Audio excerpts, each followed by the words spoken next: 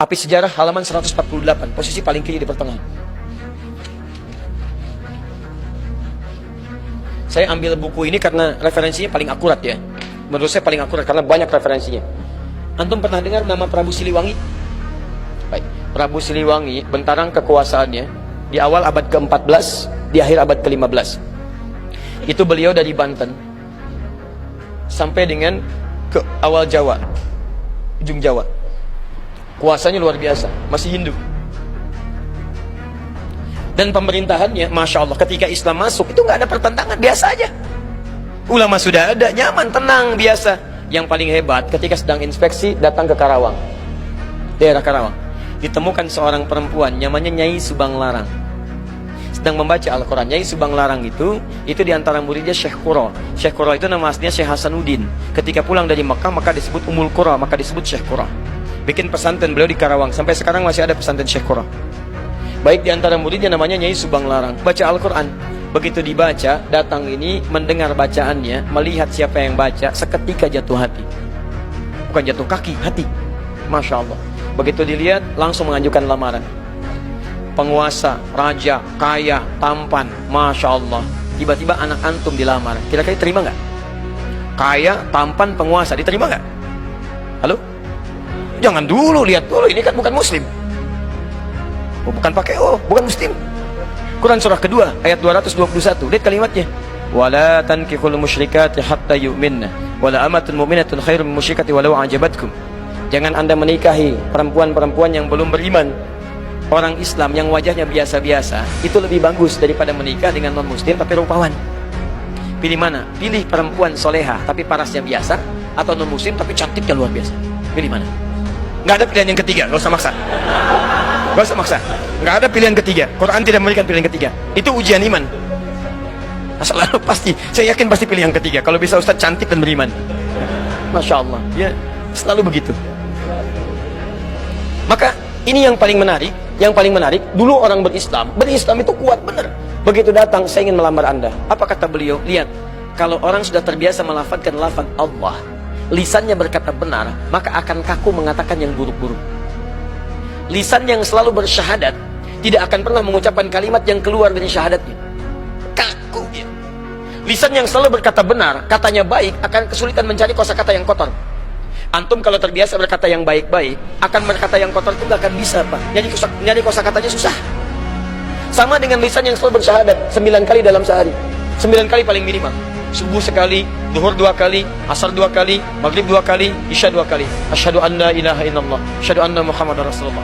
Lisan orang bersyahadat mustahil bisa mengungkapkan dengan lisannya kalimat-kalimat yang mengurangi nilai syahadat. Masuk Islam dulu, katanya Subang Larang. Masuk Islam dulu, baru saya ikut. Dengan nggak ada apa-apa. Padahal di hadapannya seorang pengusaha, penguasa tampan, punya kekuasaan, tapi kalimat itu kalau sudah lekat dengan Allah nggak ada nilainya yang lain. Allah. Maka apa yang dikatakan dari sini? Begitu keluar, ya saya masuk Islam. Tidak ada yang duga. Tidak ada yang duga. Masuk Islam, menikah dengan Nyai Subang Larang. Lahirlah kemudian 3 anak utama. Anak pertamanya disebut dengan Walang Sungsang. Ya, mungkin lahirnya agak sedikit bermasalah ya. 1423. Yang kedua, lahir Rara Santang. Lahir tahun 1426. Yang ketiga, Raja Sengara. Begitu lahir melotot ya. 1427. Raja Sengara. Baik, yang paling menarik semuanya masuk Islam, jelas. Walang Sungsang berubah nama jadi Abdullah Iman.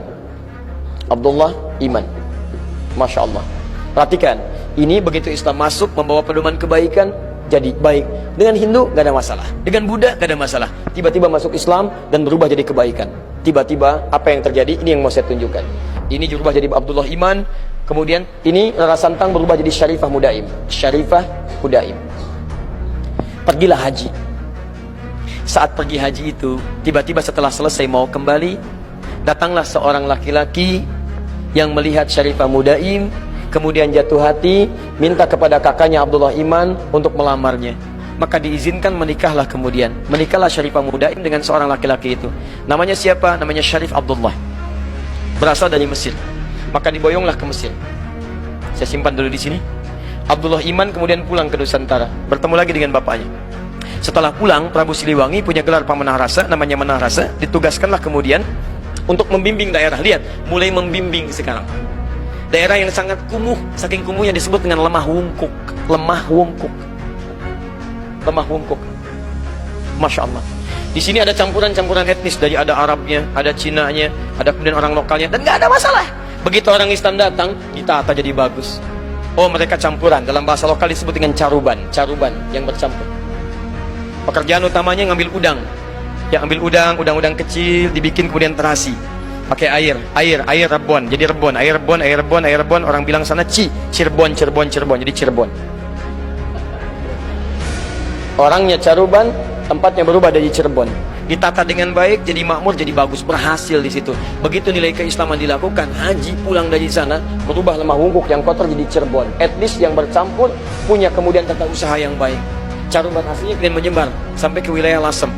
Antum kalau nanti dari Semarang belok ke Demak, Demak ke Kudus, Kudus ke Pati, Pati ke Rembang, ke Lasem. Lasem ini Masjid Agung, sekitar nggak terlalu jauh lah ya, 200 meter lah dari Masjid Agung sebelumnya. Ada sebelah kiri arah pantai namanya Caruban. Sampai sekarang Caruban. Ya, karena ada etnis di situ, termasuk Cina pertama datangnya lewat sana. Karena itu disebut dengan Caruban. Ini lemah wungkuk jadi Cirebon. Yang ini pulang ke Nusantara setelah 20 tahun, bawa anak. Anaknya bernama Syarif Hidayatullah. Maka ketika pulang kemudian diberikan wilayah di Gunung Jati, maka dikenal dengan Sunan Gunung Jati. Teman-teman sekalian, ternyata di sinilah menyebar Islam. Syarif Abdullah ini ternyata anak seorang ulama yang juga berdakwah di Nusantara. Lihat madrasah Nabi, melahirkan seseorang, datang ke Baros, menyebar. Dari Baros punya keturunan, menyebar lagi. Dakwah. Dari situ muncul kemudian peradaban, kehebatan, kemajuan. Apa yang terjadi di antara saudaranya ini? Syarif Abdullah punya anak namanya Syarif Hidayatullah, menguasai Gunung Jati. Syarif Abdullah ternyata adiknya dari seseorang yang bernama Maulana Ishaq. Maulana Ishaq itu, siapa dia? Itu adalah anaknya Ahmad Jumadil Kubra. Dari Maulana Ishaq itulah kemudian melahirkan Kiai Haji Ahmad Dahlan. Yuk saya turunkan. Kiai Haji Ahmad Dahlan nama asalnya Muhammad Darwish. Dan beliau belajar dengan saudaranya Muhammad Hashim bin Ash'ari. Ya, kemudian pertama kali belajar dengan Kiai Haji Saleh Darat di Semarang. Kemudian berangkat ke Mekah, belajar dengan Kiai Ahmad Khatib Al-Minangkabawi, dengan Syekh At-Tarmasi, belajar di sana, kembali lagi. Kemudian Muhammad Darwis berubah jadi Kiai Haji Ahmad Dahlan bin Kiai Haji Abu Bakar, ya kan? Bin Kiai Ilyas bin Kiai Sulaiman bin Kiai Murtado bin Demang Jurang Juru Kapindo bin Demang Jurang Juru Sapisan bin Kiai Gerbek bin Maulana Ishaq. Sama persis dengan beliau mendirikan Muhammadiyah kemudian tanggal 18 November 1912. Sama persis dengan nasabnya Kiai Haji Muhammad Hashim bin Ash'ari yang mendirikan Nahdlatul Ulama tanggal 31 Januari 1926. Beliau Kiai Haji Muhammad Hashim bin Ash'ari bin Abdul Wahid. Abdul Wahid nama aslinya bin Abdul Wahid bin Abdul Halim. Abdul Halim nama aslinya Pangeran Benawa, dikenal dengan Sultan Hadiwijaya. Bin Abdullah bin Abdul Fattah, dikenal dengan Joko Tingkir. Ya, kemudian bin Abdul Aziz bin Abdul Rahman bin Maulana Ishaq. Ya, Walid Raden Ainul Yakin. Siapa Maulana Ishaq itu? Anaknya Ahmad Jumalil Kubra. Siapa Ahmad Jumalil Kubra itu? Keturunan dari Ali Zainal Al-Kabir. Ali Zainal Al-Kabir anaknya Ali Zainal Abidin. Ali Zainal Abidin keturunan dari Al-Husain. Al-Husain adiknya Al-Hasan. Al-Hasan anaknya Ali bin Abi Thalib radhiyallahu ta'ala anhu. Ali bin Abi Thalib suaminya Fatimah Az-Zahra. Fatimah putri Muhammad sallallahu alaihi wasallam.